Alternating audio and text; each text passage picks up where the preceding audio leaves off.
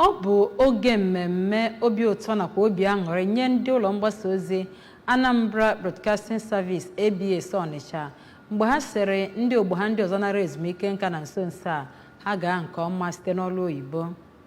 Gere akụkọ a ka ebe mmemme si wee gaa.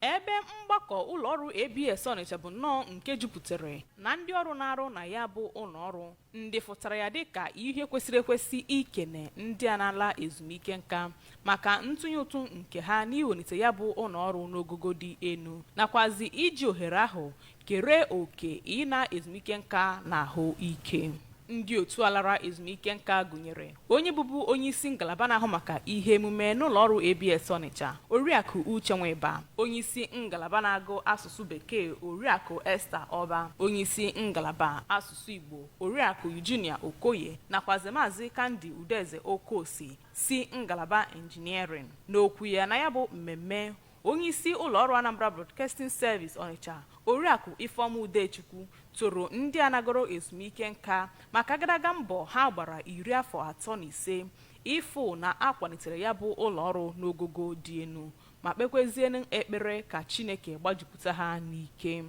Oge agago mgbe ọ na-abụ mmadụ na-aretaya ọ na-ebe akwa ọsọ onye na-akwado retirement ya ọfụma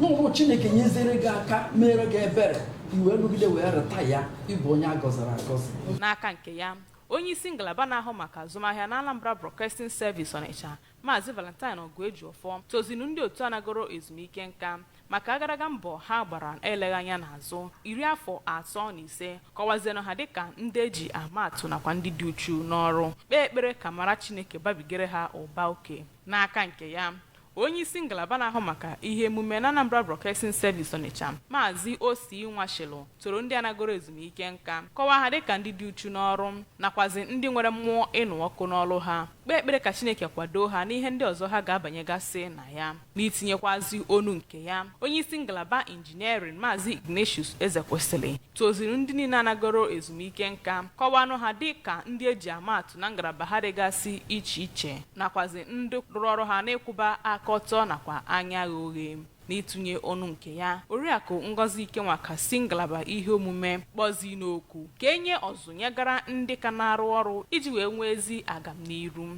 Na nzaghachi, onye bụbu onye isi ngalaba ihe emume Oriakụ Uche Nweba nakwazi Maazị Kandi Udeze Okosi keleziri mmadụ niile maka ịchịkọba ya bụ mmemme nke mbunuche ya bụ inwere aṅụrị maka ezi mbọ ha gbagoro gbakụzienu onye ọbụla ka ejisi ike n'ọrụ ma kwalite ya bụ ụlọ ọrụ iru n'ogogo dị elu.